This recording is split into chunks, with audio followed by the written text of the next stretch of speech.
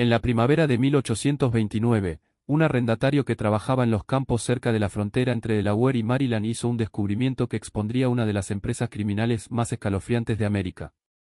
Su caballo de arado se hundió repentinamente en la tierra, revelando un cofre de madera enterrado bajo el suelo.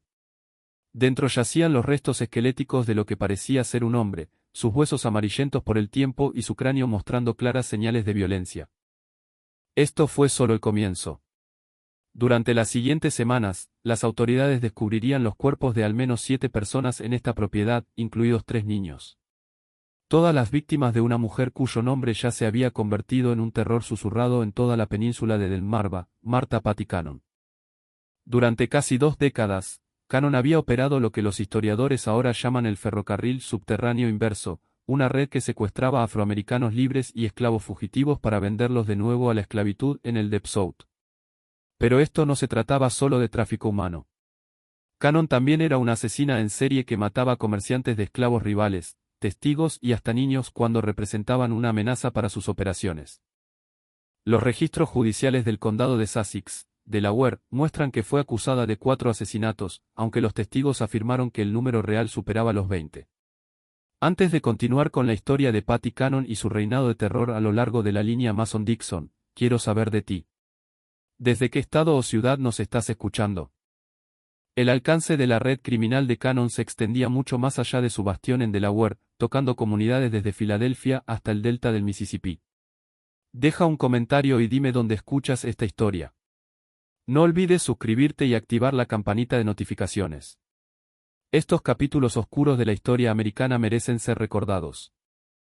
El descubrimiento de esos restos enterrados desentrañaría finalmente una conspiración criminal que había operado con casi total impunidad durante más de una década, protegida por la confusión jurisdiccional, el prejuicio racial y el simple hecho de que la mayoría de sus víctimas eran personas cuyas desapariciones pasaban en gran medida desapercibidas por la sociedad blanca. El área donde Patty Cannon construyó su imperio de terror estaba singularmente adaptada para actividades criminales. A principios del siglo XIX, la región ahora conocida como Reliance se encontraba en la intersección de 3 jurisdicciones, el condado de Sussex en Delaware y los condados de Caroline y Dorchester en Maryland. Esta ubicación estratégica permitía a los criminales literalmente cruzar líneas de condado y estado para escapar de los agentes de la ley que los perseguían. El lugar era tan remoto que los locales lo llamaban Johnson's Crossroads, nombrado por la taberna que se convertiría en la sede de la banda de secuestros más notoria de la historia americana. El propio paisaje parecía diseñado para la ocultación. Bosques densos de pino y roble se extendían por millas, interrumpidos solo por tierras pantanosas y pequeños claros donde se dispersaban granjas aisladas en el campo.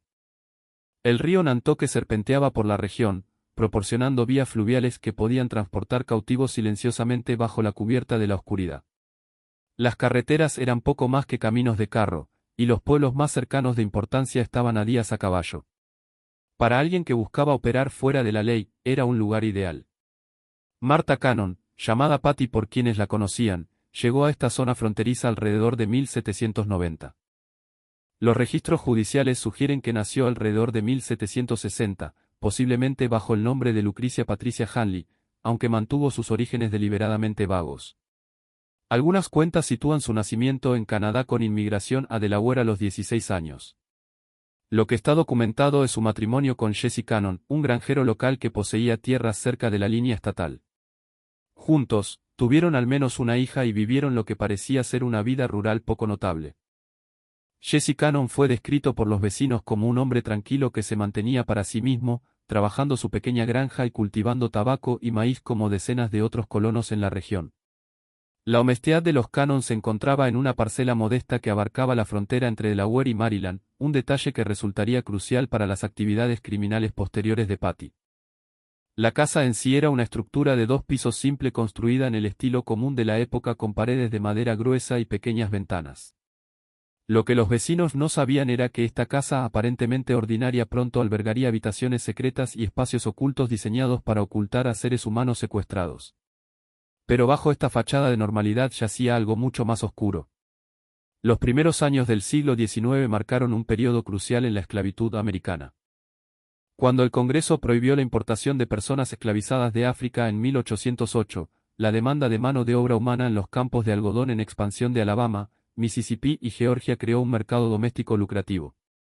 Un esclavo adulto sano que podría haber costado $300 antes de la prohibición ahora se vendía por más de $1,000 en el Deep South. Este aumento de precio creó poderosos incentivos para criminales dispuestos a traficar con la miseria humana. La transformación económica del sur tras la invención de la desmotadora de algodón había creado una demanda insaciable de mano de obra esclavizada. La producción de algodón se expandía rápidamente por los estados de la costa del Golfo y los plantadores estaban dispuestos a pagar precios premium por trabajadores. La prohibición legal de importar esclavos de África significaba que la única fuente de nuevas personas esclavizadas era la población doméstica, ya sea por aumento natural o mediante la captura y reesclavización de afroamericanos libres. La península de Delmarva era particularmente vulnerable a estos depredadores. Tras la guerra revolucionaria, muchos esclavos habían sido liberados por sus dueños, ya sea por leyes de emancipación gradual o actos individuales de manumisión. Maryland y Delaware tenían poblaciones significativas de afroamericanos libres que trabajaban como obreros, artesanos y pequeños granjeros.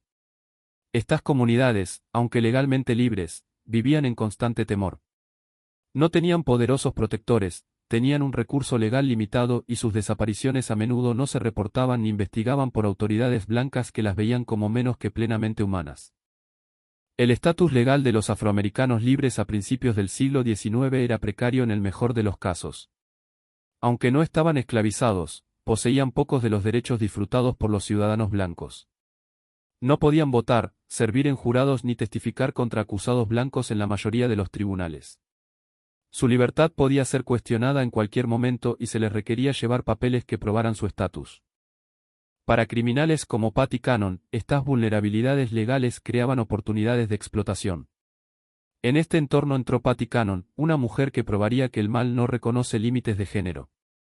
Las cuentas contemporáneas la describen como una mujer grande e imponente físicamente con una fuerza inusual para su género. Medía casi 6 pies de altura en una era en la que la mayoría de las mujeres apenas alcanzaban los 5 pies. Y poseía lo que los vecinos describían como una presencia intimidante. Su voz se decía que era profunda y autoritaria, y tenía una reputación por explosiones violentas cuando se le cruzaba. Su esposo Jesse murió bajo circunstancias misteriosas alrededor de 1826. Algunos afirmaron más tarde que lo envenenó, dejándola viuda con control total sobre la propiedad familiar.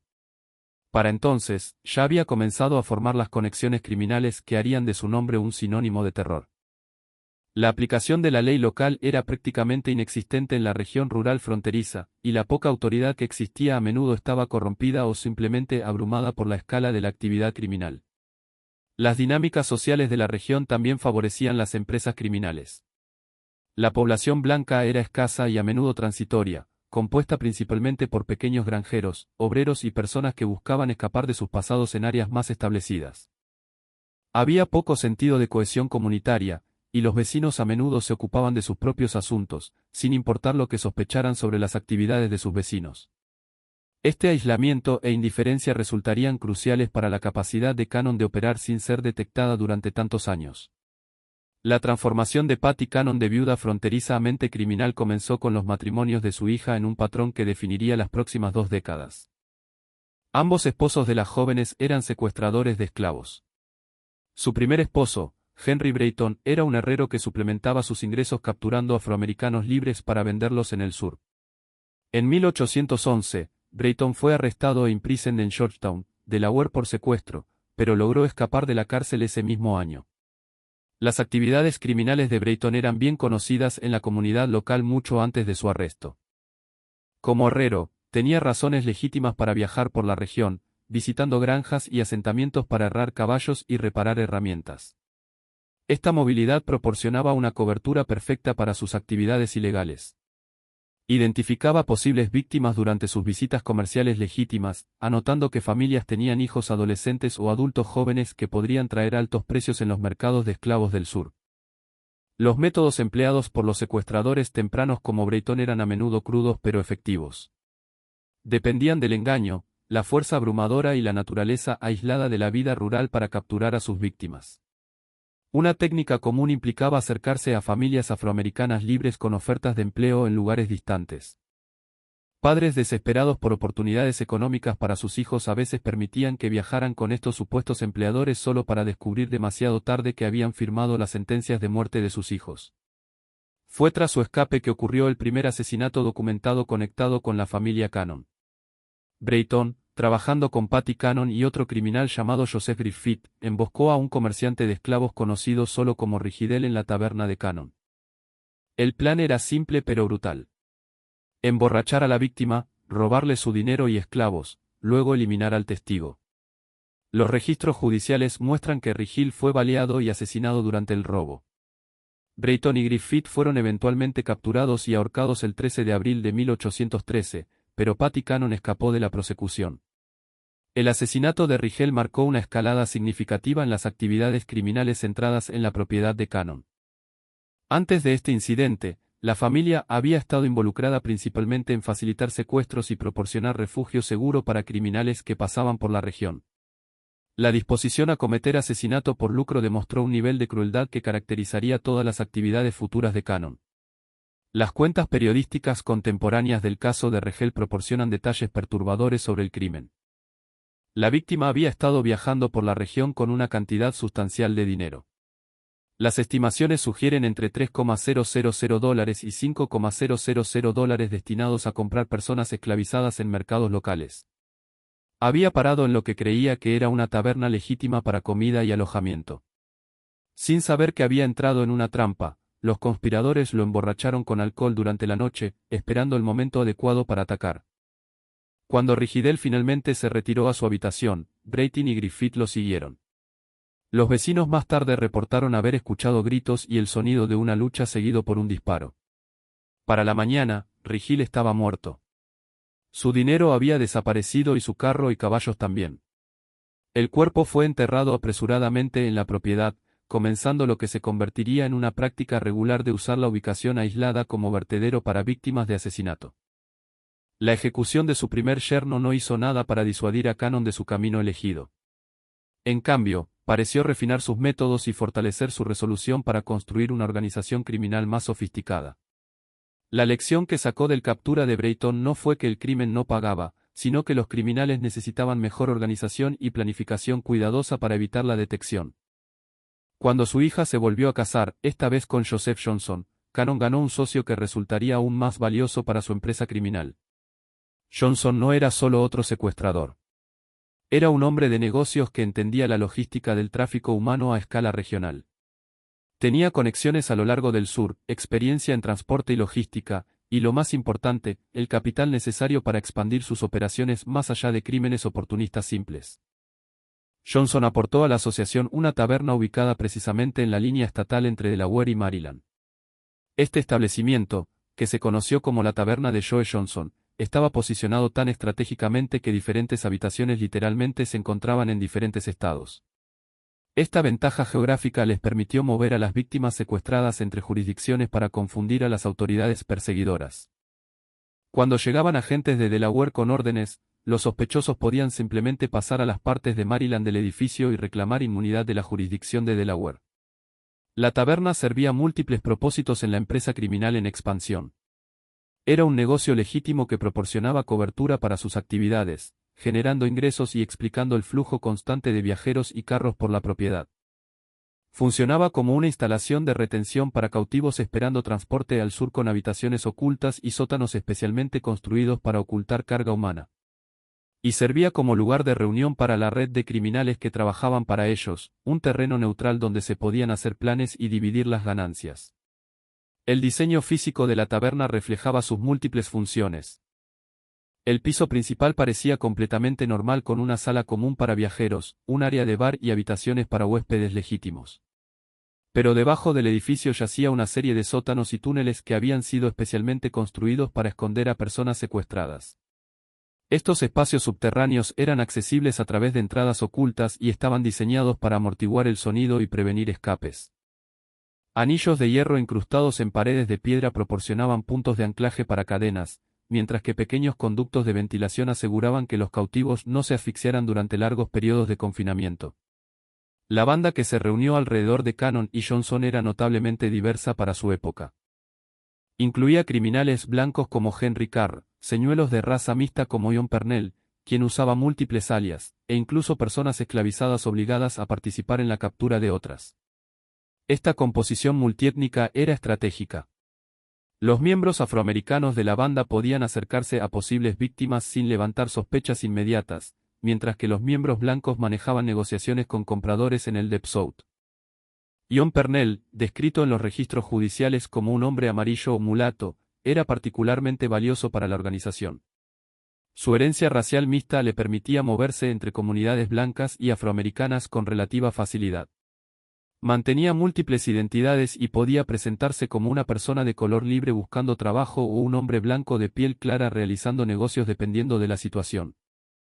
Esta habilidad camaleónica lo convirtió en un explorador ideal para identificar posibles víctimas y establecer contacto inicial. A medida que avanzaban los años 1820, el alcance de la operación de Cannon Johnson se expandió dramáticamente.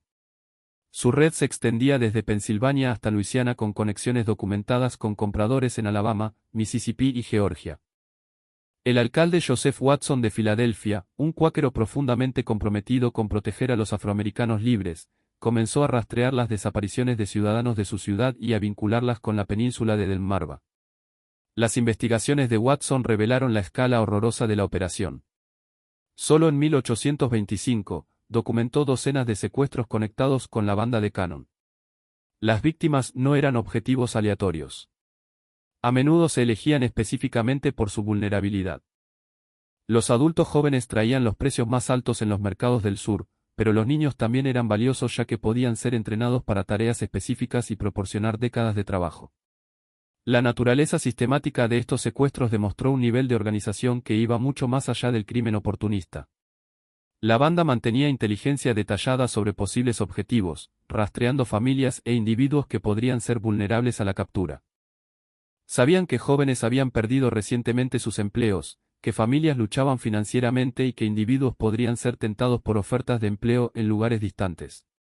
Uno de los relatos más detallados proviene de Lydia Smith, una mujer libre de 25 años que fue secuestrada en 1825. Su testimonio, preservado en registros judiciales, describe haber sido retenida primero en la casa de Cannon, luego trasladada a la taberna de Johnson, donde fue mantenida encadenada durante 5 meses. Smith recordó el miedo constante, la comida inadecuada y el conocimiento de que estaba programada para ser transportada al sur con un gran grupo de otras personas secuestradas. Solo su eventual rescate por la red de Watson la salvó de una vida de esclavitud. La cuenta de Smith proporciona detalles cruciales sobre las condiciones sufridas por las víctimas de la banda de Cannon. Describió haber sido capturada mientras caminaba sola por un camino cerca de Filadelfia, superada por múltiples atacantes y transportada en carro a la frontera entre Delaware y Maryland. El viaje tomó varios días durante los cuales fue mantenida con los ojos vendados y encadenada para prevenir intentos de escape. Al llegar a la propiedad de Cannon, fue colocada en una habitación oculta bajo la casa principal donde descubrió que no estaba sola. Las áreas de retención subterráneas, según el testimonio de Smith, contenían docenas de otras personas secuestradas en varios momentos. Hombres, mujeres y niños eran mantenidos en áreas separadas, todos encadenados para prevenir escapes. Las condiciones eran deliberadamente duras. Comida inadecuada, sin instalaciones sanitarias y oscuridad constante, excepto cuando los guardias traían velas durante las horas de alimentación. La tortura psicológica era tan brutal como las condiciones físicas, ya que los cautivos sabían que estaban destinados a ser vendidos a una esclavitud de por vida. Smith también proporcionó detalles sobre los métodos de la banda para procesar su carga humana. Las víctimas eran sistemáticamente despojadas de cualquier documentación que probara su estatus libre, y cualquier pertenencia personal que pudiera ayudar a identificarlas era destruida. Se les daban nuevos nombres y antecedentes falsos que apoyarían su venta como esclavos legítimos. Aquellos que resistían o intentaban mantener sus verdaderas identidades eran golpeados hasta que cumplían. Las operaciones de la banda eran un secreto a voces en la comunidad local. Los vecinos sabían que la gente desaparecía cerca de la propiedad de Cannon, que los carros llegaban en horas extrañas y que la taberna de Johnson albergaba reuniones sospechosas, pero las víctimas eran afroamericanas en una sociedad donde su palabra tenía poco peso contra la de criminales blancos. La aplicación de la ley local, cuando existía, mostraba poco interés en investigar crímenes contra personas que veían como inherentemente sospechosas. La complicidad de la comunidad blanca local en las actividades de la banda iba más allá de la mera indiferencia. Algunos vecinos apoyaban activamente la empresa criminal, ya sea mediante participación directa o proporcionando información sobre posibles víctimas. Comerciantes locales suministraban a la banda provisiones, sin hacer preguntas sobre la fuente de su pago. Incluso algunos oficiales de la ley fueron sospechosos de aceptar sobornos para mirar hacia otro lado cuando se reportaban actividades sospechosas. Esta indiferencia cambió solo cuando las víctimas blancas entraron en la ecuación. La banda no solo secuestraba a afroamericanos libres. También robaba y asesinaba a comerciantes de esclavos que pasaban por su territorio llevando grandes cantidades de dinero. Estas víctimas eran hombres blancos dedicados al comercio legal de esclavos. Y sus desapariciones atrajeron la atención que las víctimas afroamericanas nunca recibieron. El primer caso documentado ocurrió alrededor de 1820 cuando un comerciante de esclavos de Georgia llamado Belo Miller desapareció mientras viajaba por la zona. Este hombre llevaba una suma sustancial de dinero. Algunas cuentas sugieren $35,000 destinados a comprar personas esclavizadas. Fue visto por última vez en el establecimiento de Cannon y su caballo fue encontrado más tarde en su posesión. Cuando fue cuestionada, Cannon afirmó que el hombre había navegado al sur con un cargamento de esclavos, pero los investigadores encontraron esta historia implausible. La desaparición del comerciante de Georgia marcó el comienzo de un patrón que eventualmente llevaría a la caída de la banda. A diferencia de las víctimas afroamericanas cuyas desapariciones generaban poco interés oficial, los comerciantes de esclavos blancos desaparecidos tenían socios comerciales y patrocinadores financieros que exigían investigaciones. Estos hombres llevaban cantidades sustanciales de dinero y tenían itinerarios planeados que hacían difícil explicar sus desapariciones. El método de Cannon para lidiar con estas víctimas era típicamente brutal. Los comerciantes serían invitados a la taberna bajo el pretexto de realizar negocios legítimos. Una vez allí, serían emborrachados con alcohol y animados a discutir sus recursos financieros y planes de viaje. Cuando se presentaba la oportunidad, serían asesinados y robados, sus cuerpos enterrados en la propiedad y su dinero y cualquier persona esclavizada con la que viajaran serían incorporados a las operaciones de la banda.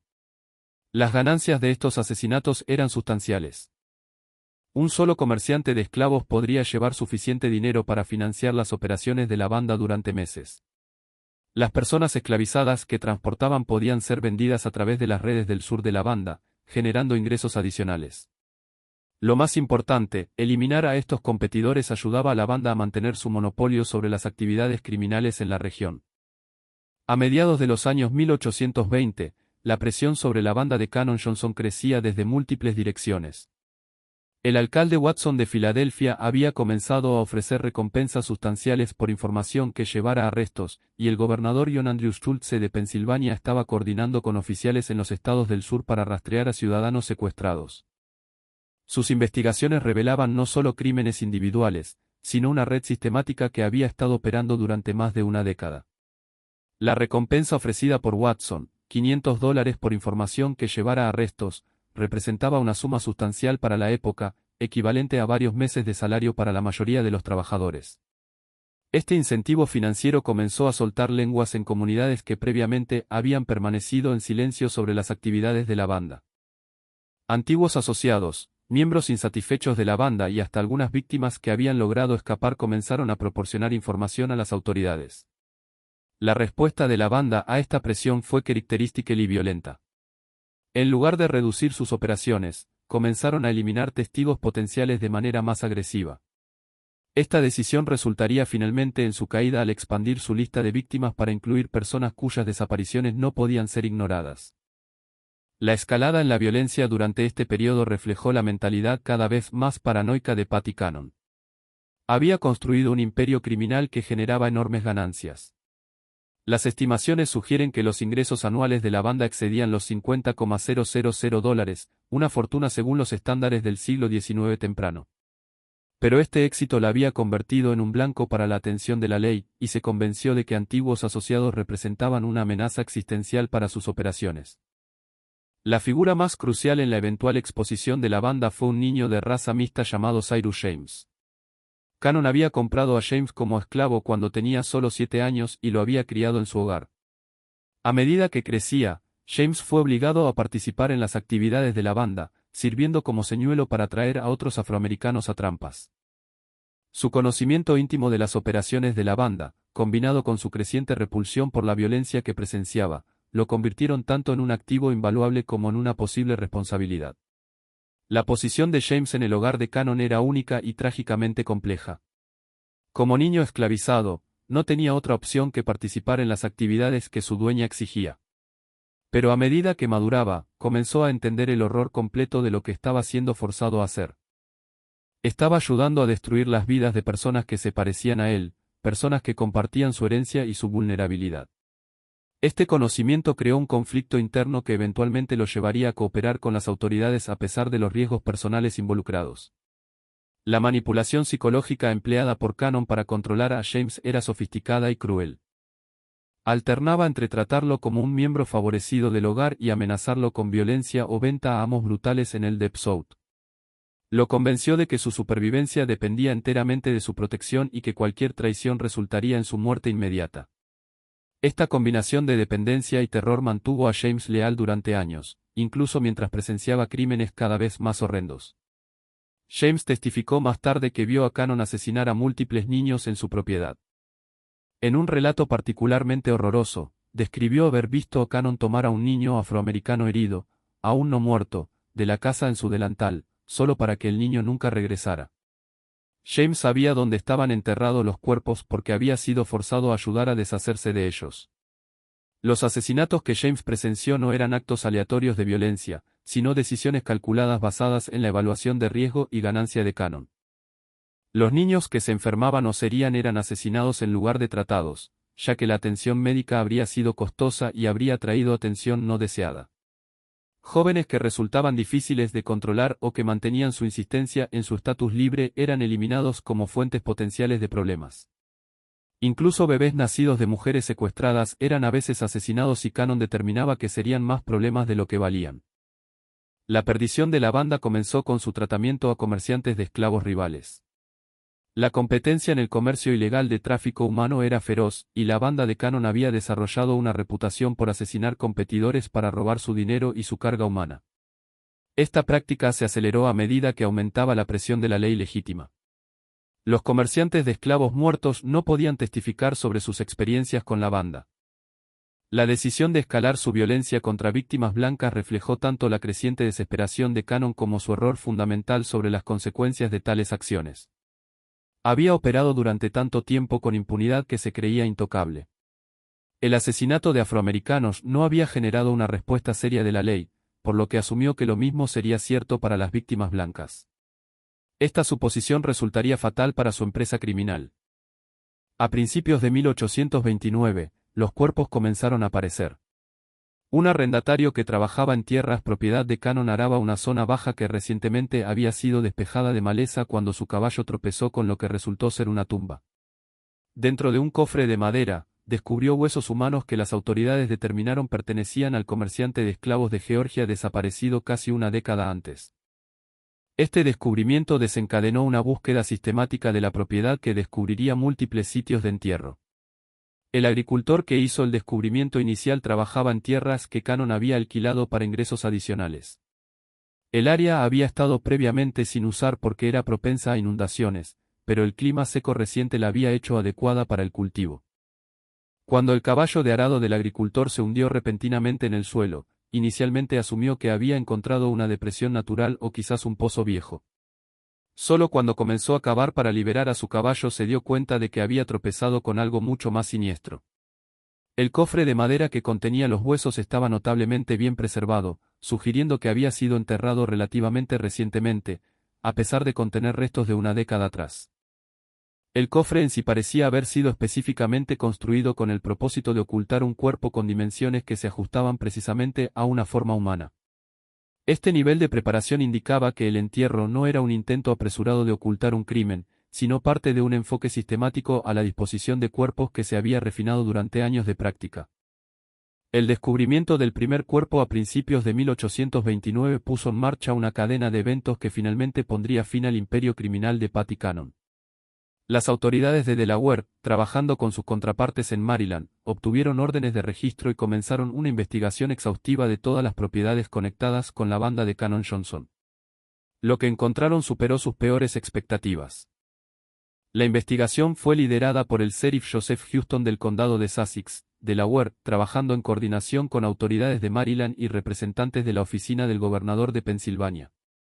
Este enfoque multijurisdiccional fue sin precedentes para el periodo y reflejó el creciente reconocimiento de que las actividades de la banda de Cannon cruzaban fronteras estatales y requerían una respuesta coordinada de la ley.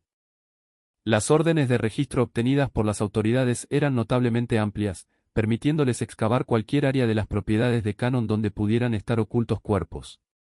Esta autoridad legal era crucial ya que proporcionaba protección a los investigadores que de otra manera podrían haber sido acusados de allanamiento o registro ilegal y confiscación. Las órdenes también especificaban que cualquier evidencia descubierta podría usarse en procesamientos a través de múltiples jurisdicciones, ayudando a cerrar los vacíos legales que la banda había explotado durante años. El 3 de abril de 1829, Cyrus James fue capturado en Delaware. Las circunstancias de su arresto permanecen algo inciertas, pero los registros judiciales sugieren que intentaba huir de la región cuando fue apresado. Frente a evidencia abrumadora y la perspectiva de ejecución, el joven que había sido forzado a una vida de crimen como niño tomó una decisión fatídica. Cooperaría con las autoridades y revelaría todo lo que sabía sobre las operaciones de Patty Cannon. La decisión de cooperar no fue tomada a la ligera por James. Entendió que su testimonio probablemente resultaría en su propia prosecución por los crímenes en los que había sido forzado a participar. Pero también reconoció que el silencio continuo significaría proteger a la mujer que lo había esclavizado y forzado a participar en la destrucción de innumerables otras vidas. Su cooperación representó no solo una estrategia legal, sino una elección moral para finalmente liberarse del control psicológico que Cannon había mantenido sobre él durante años. El testimonio de James fue devastador. Hablando ante un juez de paz en Seaford, Delaware, proporcionó cuentas detalladas de asesinatos que abarcaban casi una década. Les dijo a los investigadores que Joseph Johnson, su hermano Ebenezer Johnson y Patty Cannon habían disparado al comerciante de esclavos de Georgia mientras comía cena en la casa de Cannon. Había visto cómo llevaban el cuerpo a un cofre de madera y lo enterraban en la propiedad. Pero esto fue solo el comienzo de sus revelaciones. El nivel de detalle en el testimonio de James fue extraordinario y proporcionó a los investigadores su primera comprensión comprensiva de las operaciones de la banda. Podía describir no solo crímenes individuales, sino los métodos sistemáticos empleados por la banda durante muchos años. Sabía las ubicaciones de los sitios de entierro, las identidades de otros miembros de la banda, las rutas usadas para transportar a personas secuestradas y las redes de compradores y vendedores que se extendían por múltiples estados. Siguiendo las direcciones de James, las autoridades comenzaron a excavar la propiedad de Cannon sistemáticamente. En un área de jardín, encontraron el cuerpo de un niño de raza mixta joven. Según el testimonio de James, este niño había sido esclavizado por Cannon junto con su madre. Cannon había matado al niño porque sospechaba que el padre era blanco, posiblemente un miembro de su propia familia. El artículo que preserva este testimonio no contiene información sobre el destino de la madre del niño, dejando abierta la posibilidad horrorosa de que también fue asesinada. El descubrimiento del cuerpo del niño fue particularmente perturbador para los investigadores porque demostraba la extensión de la insensibilidad de Cannon. Esta no era una víctima de secuestro ni un criminal rival. Este era un niño que había nacido en el hogar de Cannon y vivido bajo su control. El asesinato parecía haber sido motivado puramente por la paranoia racista de Cannon y su miedo de que un niño de raza mixta pudiera de alguna manera amenazar sus operaciones. Excavaciones adicionales revelaron 2 cofres de madera, cada uno conteniendo huesos humanos. James identificó un conjunto de restos como pertenecientes a otro niño que había visto a Cannon golpear hasta la muerte con un trozo de madera. El tercer conjunto pertenecía a un adulto a quien James describió como alguien que consideraban que tenía propiedad, lo que significa que la banda creía que esta persona era libre y podría tener recursos que valdría la pena robar. La naturaleza sistemática de estos asesinatos pintó un cuadro de Cannon como algo más allá de un simple criminal. Era una asesina en serie que había operado con impunidad durante años, protegida por el aislamiento de su ubicación, la indiferencia de las autoridades locales a los crímenes contra afroamericanos y una red de conspiradores que compartían sus ganancias. La evidencia física descubierta durante las excavaciones corroboró el testimonio de James en un detalle notable. Los cofres de madera usados para contener cuerpos eran de construcción similar, sugiriendo que habían sido específicamente fabricados con el propósito de ocultar víctimas de asesinato. Las ubicaciones de las tumbas seguían un patrón que indicaba planificación sistemática más que entierro aleatorio. Lo más perturbador, la condición de los restos sugería que algunas víctimas habían sido enterradas mientras aún estaban vivas. A medida que se difundía la noticia del descubrimiento, otros testigos comenzaron a presentarse. Personas que habían vivido con miedo de Cannon durante años de repente encontraron el coraje de hablar. Sus testimonios revelaron víctimas adicionales y proporcionaron detalles sobre los métodos de la banda que corroboraban la cuenta de James. Entre estos nuevos testigos estaba Thomas Freeman, un afroamericano libre que había sido abordado por miembros de la banda en 1827, pero había logrado escapar. Freeman testificó que le habían ofrecido trabajo en Georgia y que estaba viajando hacia la propiedad de Cannon cuando se volvió sospechoso del comportamiento de su escolta. Logró escabullirse durante una parada para descansar y pasó varios días escondido en el bosque antes de regresar a Filadelfia. El testimonio de Freeman fue significativo porque proporcionó información sobre los métodos de reclutamiento de la banda. Describió cómo el enfoque inicial había parecido completamente legítimo. Había estado luchando por encontrar trabajo en Filadelfia cuando un hombre bien vestido se le acercó con una oferta de empleo en una plantación de Georgia. Los salarios ofrecidos eran generosos y el transporte sería proporcionado gratis. Solo durante el viaje Freeman comenzó a notar inconsistencias en las historias de su escolta y se volvió sospechoso de sus verdaderas intenciones. El alcance de la investigación se expandió más allá de Delaware. Las autoridades en Maryland comenzaron a examinar propiedad de miembros de la banda mientras los oficiales en Pensilvania coordinaban esfuerzos para documentar la extensión completa de la red de secuestros. Justo cuando pensábamos que lo habíamos visto todo, el horror en el condado de Sussex se intensifica.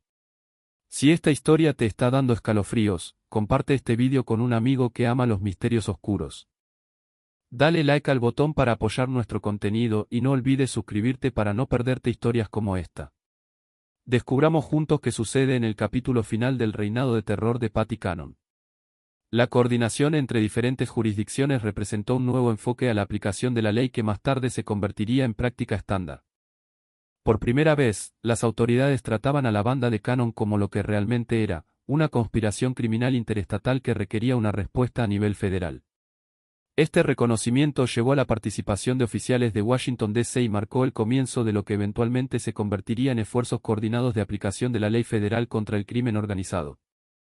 El 13 de abril de 1829, un gran jurado de 24 hombres blancos en Delaware emitió acusaciones contra Martha Patty Cannon por 4 cargos de asesinato.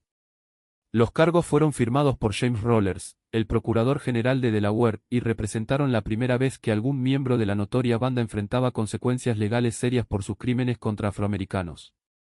La composición del gran jurado en sí fue significativa para el periodo. Todos los 24 miembros eran hombres blancos como lo exigía la ley de Delaware, pero representaban una sección transversal de la población del estado, incluidos granjeros, comerciantes y profesionales. El hecho de que este jurado estuviera dispuesto a acusar a una mujer blanca por el asesinato de afroamericanos marcó un cambio notable en las actitudes legales impulsado en gran parte por la evidencia abrumadora presentada y la naturaleza interestatal de los crímenes. Las acusaciones eran notablemente específicas para la era. Cannon fue acusada del asesinato de una niña menor el 26 de abril de 1822, un niño el mismo día, un hombre adulto el 1 de octubre de 1820 y un niño negro el 1 de junio de 1824. Cada cargo llevaba la pena de muerte, y la evidencia en su contra era abrumadora. La especificidad de estos cargos reflejó la investigación exhaustiva realizada por las autoridades. A diferencia de muchos casos criminales de la época que dependían principalmente de testimonios de testigos y evidencia circunstancial, el caso de Cannon se construyó sobre evidencia física, múltiples testigos que corroboraban y confesiones detalladas de un participante que tenía conocimiento íntimo de los crímenes. Esta combinación de tipos de evidencia hizo que el caso fuera prácticamente imposible de defender. El testimonio de Cyrus James formó la columna vertebral del caso de la Fiscalía. Su conocimiento detallado de las operaciones de la banda, combinado con su capacidad para guiar a las autoridades a sitios de entierro, lo convirtieron en el testigo más valioso en la historia legal de Delaware hasta ese punto. El joven que había sido forzado al crimen como niño ahora tenía el poder de traer justicia a la mujer que había aterrorizado la región durante décadas. El equipo de la fiscalía fue liderado por el procurador general James Rollers, quien había hecho su reputación procesando casos criminales complejos en Delaware. Rollers entendía que el caso de Cannon representaba una oportunidad para demostrar que la ley se aplicaba por igual a todos los ciudadanos independientemente de su raza o estatus social. También reconoció que una prosecución exitosa enviaría un mensaje fuerte a otras empresas criminales que operaban en la región. Pero Patty Cannon en sí misma presentó una figura que desafiaba una categorización fácil incluso para sus contemporáneos. Las cuentas periodísticas la describían como una mujer grande y físicamente poderosa que inspiraba miedo y respeto, incluso de criminales endurecidos. A aproximadamente 70 años, permanecía de mente aguda y desafiante, sin mostrar remordimiento por sus acciones, incluso cuando se le confrontaba con evidencia irrefutable. Las descripciones contemporáneas de Cannon durante su imprisonment pintan un cuadro de una criminal sin arrepentimiento que parecía genuinamente perpleja por los procedimientos legales en su contra. Aparentemente veía sus acciones como actividades comerciales legítimas y expresaba perplejidad de que las autoridades la estuvieran procesando por crímenes contra personas que consideraba propiedad más que seres humanos. Las condiciones de su imprisonment en la cárcel del condado de Sussex en Georgetown, Delaware, reflejaban tanto la seriedad de sus crímenes como la naturaleza inusual de tener una acusada femenina enfrentando múltiples cargos de asesinato. Fue mantenida bajo guardia constante ya que las autoridades temían tanto intentos de escape como posibles represalias de miembros sobrevivientes de la banda. La cárcel de Georgetown en sí era una estructura de piedra cruda que había sido construida a principios del siglo XIX para albergar criminales menores y deudores. No estaba diseñada para retener a delincuentes peligrosos enfrentando cargos capitales y las autoridades tuvieron que implementar medidas de seguridad especiales para asegurar la detención continua de Cannon. Se colocaron guardias adicionales y su celda fue reforzada con barras y cerraduras de hierro adicionales. Durante su confinamiento, Cannon comenzó a hablar más libremente sobre su carrera criminal. Según cuentas contemporáneas, admitió haber matado al menos a 2 docenas de personas a lo largo de su carrera criminal. Estas víctimas incluían no solo a los afroamericanos encontrados enterrados en su propiedad, sino también a comerciantes de esclavos rivales, testigos potenciales y cualquier otra persona que representara una amenaza para sus operaciones. El aspecto más escalofriante de las confesiones de Cannon fue su tono factual. Hablaba de asesinato como una necesidad comercial, describiendo el asesinato de niños y adultos con la misma indiferencia casual que podría haber usado para discutir ganado. Su aparente falta de cualquier conciencia moral sorprendió incluso a oficiales de la ley endurecidos que habían visto lo peor de la violencia fronteriza. Las confesiones de Cannon proporcionaron a las autoridades detalles sobre crímenes que se extendían mucho más allá de los cargos por los que había sido acusada. Describió asesinatos que databan de principios de los años 1810, secuestros que habían involucrado a cientos de víctimas y una red criminal que había llegado a múltiples estados. Estas revelaciones confirmaron las sospechas de los investigadores de que los crímenes descubiertos en su propiedad representaban solo una fracción de las actividades totales de la banda. Los procedimientos legales avanzaron con una velocidad inusual para la época. La evidencia abrumadora combinada con la presión pública por justicia creó un impulso para un juicio rápido y resolución. Los registros judiciales sugieren que se esperaba que Cannon enfrentara juicio dentro de semanas de su acusación con ejecución a seguir poco después si era condenada. La estrategia de la fiscalía era directa. Presentar la evidencia física, proporcionar testimonios de Cyrus James y otros testigos, y permitir que el jurado llegara a la conclusión obvia de que Cannon era culpable de múltiples asesinatos. La defensa, tal como era, solo podía argumentar por misericordia basada en la edad y género de Cannon, aunque pocos observadores creían que tales argumentos serían efectivos dado el carácter horroroso de los crímenes. El juicio estaba programado para comenzar a finales de mayo de 1829 con la selección del jurado planeada para la semana anterior. Observadores legales de toda la región se esperaban asistir ya que el caso representaba una de las prosecuciones criminales más significativas en la historia de Delaware. Periódicos tan lejanos como Filadelfia y Baltimore estaban planeando una cobertura extensa de los procedimientos. Los procedimientos legales contra Patty Cannon nunca llegarían a su conclusión prevista. El 11 de mayo de 1829, aproximadamente 3 semanas antes de su ejecución programada, los guardias de la cárcel la encontraron muerta en su celda. La causa oficial de muerte fue listada como suicidio por veneno, aunque las circunstancias exactas permanecen poco claras. Algunas cuentas sugieren que le habían esmugleado arsénico simpatizantes, mientras que otras proponen que había estado acumulando medicamentos durante semanas. El descubrimiento del cuerpo de Cannon envió ondas de choque a través de la cárcel de Georgetown y la comunidad más amplia. Los guardias realizando sus rondas matutinas regulares la encontraron acostada en el suelo de su celda, aparentemente habiendo muerto alguna vez durante la noche. No había señales de lucha o violencia, y la celda permaneció segura cerrada desde el exterior. La única evidencia de lo que había ocurrido fue un pequeño frasco encontrado escondido en su ropa, que un análisis posterior sugirió había contenido arsénico.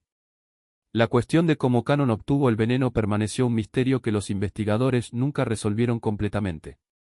Los procedimientos de seguridad de la cárcel eran relativamente laxos según estándares modernos, y los visitantes no eran registrados a fondo antes de reunirse con prisioneros.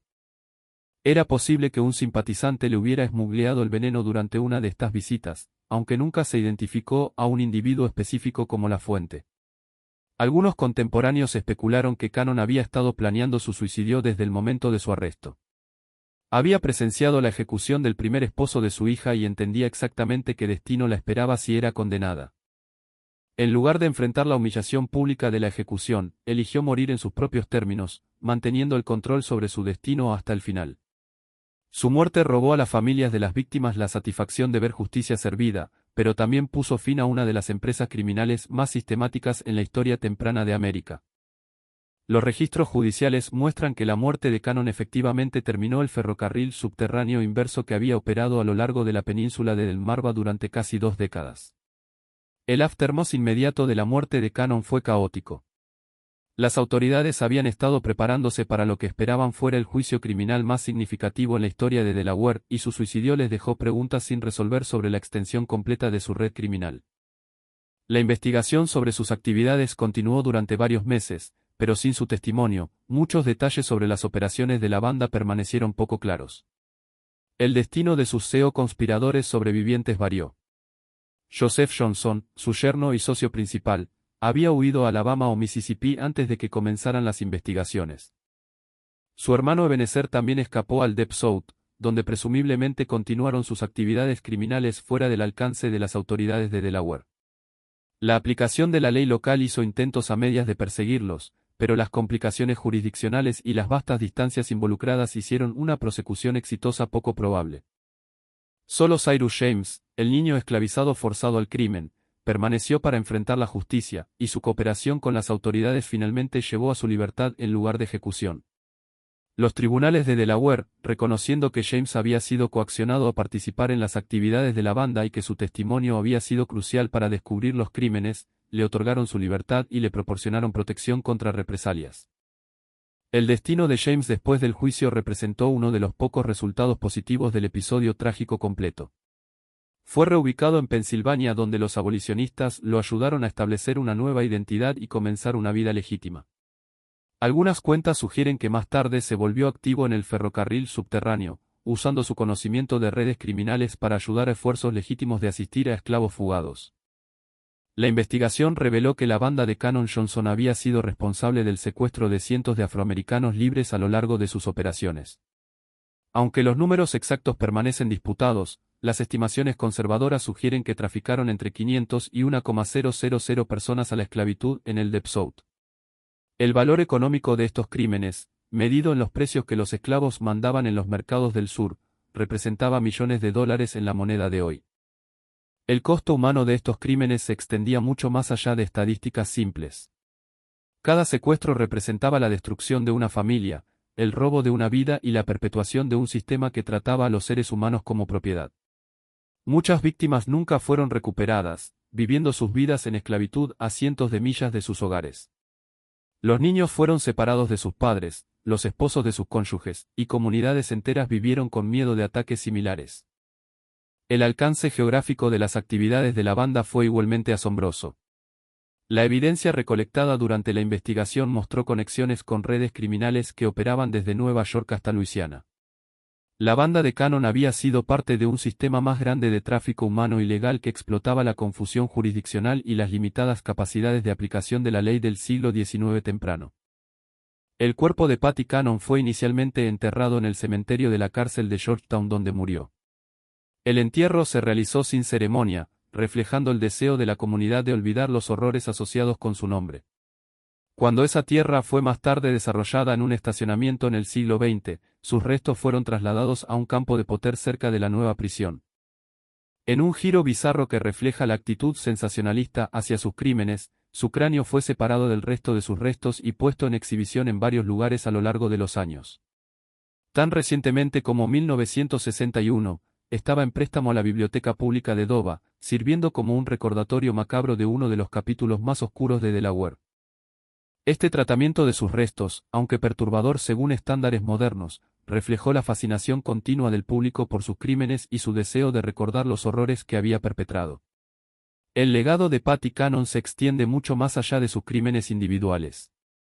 Su historia ilustra la violencia sistemática que subyacía a la esclavitud americana, la vulnerabilidad de los afroamericanos libres en el período antiesclavista y las formas en que los vacíos geográficos y legales podían ser explotados por criminales sofisticados. El ferrocarril subterráneo inverso que operaba representaba la imagen especular oscura de las redes que ayudaron a las personas esclavizadas a escapar a la libertad. Un recordatorio de que por cada historia de liberación, había innumerables otras de reesclavización y muerte. Los historiadores modernos continúan estudiando el caso de Cannon como un ejemplo de cómo las empresas criminales podían prosperar en las brechas entre jurisdicciones legales. Su capacidad para operar durante casi 2 décadas a pesar del conocimiento de las comunidades locales demuestra la combinación de racismo, limitaciones legales y incentivos económicos que permitieron que tales horrores continuaran. El caso también destacó las limitaciones de la aplicación de la ley del siglo XIX temprano. La falta de coordinación entre diferentes jurisdicciones, la ausencia de fuerzas policiales profesionales y las limitadas capacidades de comunicación del periodo, todo contribuyó a la capacidad de la banda para operar con impunidad. Estas lecciones informarían más tarde esfuerzos para desarrollar estrategias de aplicación de la ley más efectivas para lidiar con el crimen interestatal. El impacto en la comunidad local fue profundo y duradero. El área alrededor de Johnson Crossroads nunca se recuperó completamente de su asociación con la banda de Cannon. El nombre fue eventualmente cambiado a Reliance en un esfuerzo por escapar de la infamia, pero el estigma persistió durante generaciones. Los valores de las propiedades en la zona permanecieron deprimidos durante décadas, y muchas familias eligieron reubicarse en lugar de permanecer en un lugar asociado con tales horrores. El caso de Cannon también tuvo implicaciones más amplias para la comprensión de la sociedad americana sobre raza y crimen. La disposición de las autoridades a finalmente procesar estos crímenes, aunque las víctimas eran principalmente afroamericanas, marcó un cambio pequeño pero significativo en las actitudes legales. Mientras que este cambio fue limitado y temporal, representó un reconocimiento de que todas las personas, independientemente de la raza, merecían protección legal. La documentación e investigación de los crímenes de Cannon también contribuyeron al creciente movimiento abolicionista. La naturaleza sistemática de la red de secuestros y la facilidad con la que los afroamericanos libres podían ser reducidos a esclavitud proporcionaron evidencia poderosa para abolicionistas argumentando que todo el sistema de esclavitud era inherentemente corrupto y peligroso.